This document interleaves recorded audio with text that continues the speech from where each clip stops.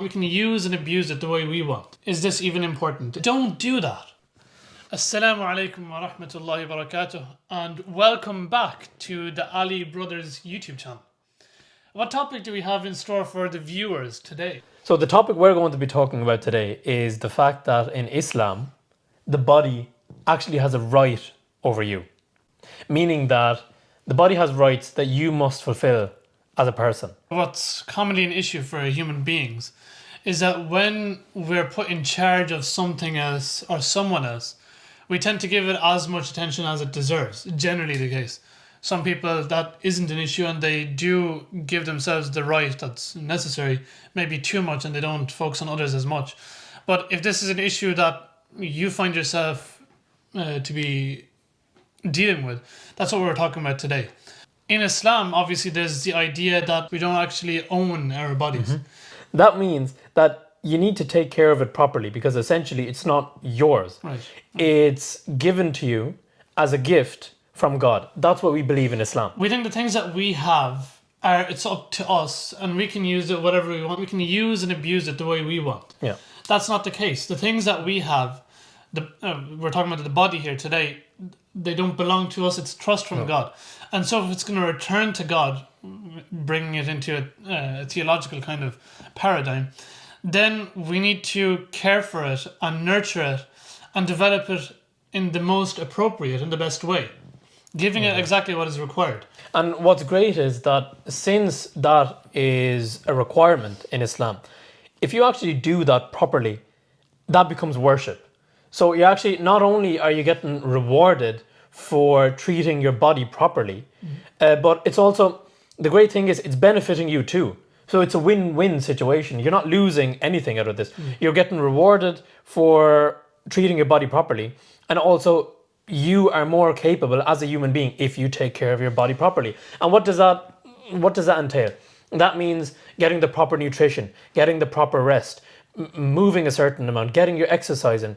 All of these things, if you actually do those properly, and if you go about it with the intention of that I need to take care of my body as much as possible because this is essentially not mine, it's given to me as a gift, and it's going to go back to God in essence. So if we're given something by a friend on loan, we make sure that it's taken care of. We make sure that we give it back to that friend in the same state or in a better state. Unfortunately, a lot of Muslims don't even focus on this these days. They feel that, for example, gaining Islamic knowledge, gaining other forms of knowledge is the way to go. And you can essentially ignore the physical aspects. You can ignore the fact that your body needs exercise. Your body needs a certain amount of nutrition, the right kind of nutrition. Your body needs a certain kind of rest. Your body has physical requirements and spiritual requirements. And fulfilling your body's physical requirements isn't despite the fact, or isn't disconnected from the fact that you have spiritual responsibilities. And fulfilling your body's spiritual requirements, or your soul's spiritual requirements, isn't disconnected from the physical responsibilities of your body. That's right. And a clear example is a story in the life of the Prophet, peace be upon him, where he was told of a companion who would fast every day and he would pray during the night, long prayers during the night, so he wouldn't sleep much. So the Prophet asked him that, is this the case, that you fast every day and you pray every night, throughout the night? Then he said, yes, this is the case. He said, don't do that. He said that fast some days and don't fast other days. Pray during the night, but also sleep during the night. He said, your body has a right over you. Your eyes have a right over you. Your wife has a right over you. So you have responsibilities that you have to fulfill. It's not about you, what you want to do. Even when it comes to your own body, you have to fulfill it in the correct way. And balance is what is necessary. It's very important to note with such examples that in this day and age, unfortunately, and I see a lot of learned Islamic scholars doing this as well. And this is, by the way, this is absolutely terrible for representation, for Islamic representation. Religion, unfortunately, is used as an excuse to neglect certain aspects of life, which it should be very clear that neglecting those aspects, such as your health, is un-Islamic, and that this is very clear from the Islamic perspective, that if you neglect your health in the name of gaining religious knowledge, in the name of gaining Islamic knowledge, or like you said, staying up all night in prayer, that in itself is, in a sense, un-Islamic, because you're neglecting a whole aspect of your being. And that health aspect, that physical aspect, is so important, because the more you take care of that physical aspect, that makes you even more capable of learning more information, of being more capable and receptive to more knowledge. And unfortunately, this is used as an excuse by a lot of high level scholars, I would say, that they end up, you can see these days that it's common to see scholars these days that are overweight and that have unhealthy habits, unhealthy eating habits. Unfortunately, it's seen as some sort of a joke.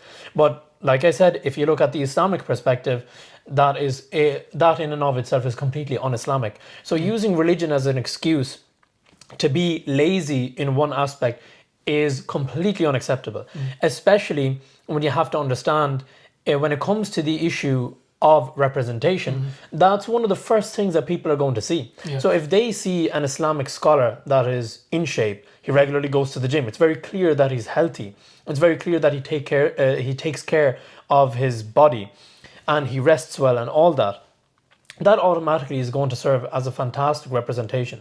Whereas when people, for example, who aren't that involved in religion, who aren't that interested in religion, when they look at Islamic scholars and they note automatically that the majority of them are overweight, what kind of representation do you think that is of Islam? That they're going to think, oh, this is how Islam is. They're going to think it's standard in Islam to be like that, to be neglectful of your physical health. And this is the standard I see. Most scholars are overweight. Therefore, people aren't going to actually look into that. People aren't going to actually, especially in this day and age, people aren't going to go deeper into Islam and check to see what it says about taking care of your body and health and your sleep. People are just going to see that most Islamic scholars, or most Muslims, they're not very active, they're not very healthy. So is that the image you want to show the world? It's good to see that the tide is changing with this. Scholars now are talking about being physically in shape and the importance of that. Not only having knowledgeable scholars in terms of the knowledge, the information that you have, but also having scholars who implement that knowledge in a way that people can see. In a practical sense. In a practical sense. So it's good to see that the tide is shifting. Better late than never. But that's exactly what's necessary. In terms of representation, who are you representing your Islam to? Of course, you have people who aren't Muslim, who don't identify themselves with the faith. Of course, you have people who aren't Muslim, but also Muslims who practice, who have a misunderstanding, who have a misunderstanding in relation to this. That is this even important? Is physical activity important? And also to Muslims who don't find themselves to be too connected with the religion.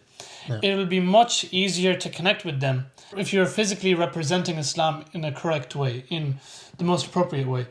And that wasn't even a conversation that was had during the life of the Prophet, peace be upon him. Because they didn't have the resources to be overweight. They didn't have the opportunity to be lazy and to be relaxed. The threat of war, constant war, was there all the time. If you're walking down the street and you're an average observer and you don't know that much about Islam, and you realize that, so in general, you go about your daily life, you start realizing that, okay, a lot of the Muslims that I meet are in fantastic shape. They're very well built, they're very energetic, they take care of their nutrition. You being above average, you being at that level and trying even more than, let's call it, necessary, that makes for great representation. Definitely. And that attracts to a belief system that is so beneficial. A belief system where if you truly represent it properly, it's inbuilt in that system that you take care of your health to such an extent. So there's two kind of aspects in relation to this, two kind of steps that we have. One is that we take care of our bodies because our bodies have a right over us. And also the issue of representation, that we take care of our bodies because we are representations of Islam, whether we like it or not. Yeah. Even if we're not scholars, even if we're not very learned in the religion, because your name is Muhammad, Ahmed, your name is Fatima, or you have a Muslim name, automatically people are going to say, okay, this person is representing Islam. Let's see what they do. Let's see what they look like. And without even saying anything, you're attracting people towards your religion by the way that you look. And we can delve into this deeper in other videos, the way that you're dressed, the manners that you have. The way that you're groomed. Exactly, the way that you look. Your posture, how you carry yourself. And this is another topic for another day, but looks absolutely matter. Whether we deny it in this day and age, there's a lot of denial about that looks don't matter. Now, of course, I'm not saying that that's everything, but for most people that you interact with, all they see in the street is how you look and your general energy. They can feel that. And that's very important. And wouldn't it be great that we could simply represent accurately our belief system by just walking down the street? Yeah, about the importance of looks. So this is the last thing that I'll mention here. This story that I'm going to mention, obviously we can't emulate it fully. But there was a Jewish rabbi who was living in Medina at the time that the Prophet, peace be upon him, he came. And the message spread that a person came and he's claiming to be a prophet. So he said he went into the city and he wanted to see, like, who is this person? He wanted to know what's going on, what the hype is about. He went and he saw his face. And he said, just by looking at his face, the face of the Prophet, peace be upon him, he said, I knew that this couldn't be the face of a liar. This had to be the face. He had to be a true prophet, just by the way that he looked. Of course, this was a divine blessing that he had. This was a prophetic light that he had. But it doesn't negate the fact. The way that you look physically, it has a huge impact on the way people, the interest people show in you, in your lifestyle, in your mannerisms. That's right. And so I think that's a great place to end for today. See you in the next video. That's good. I think in total that was pretty solid. Yeah.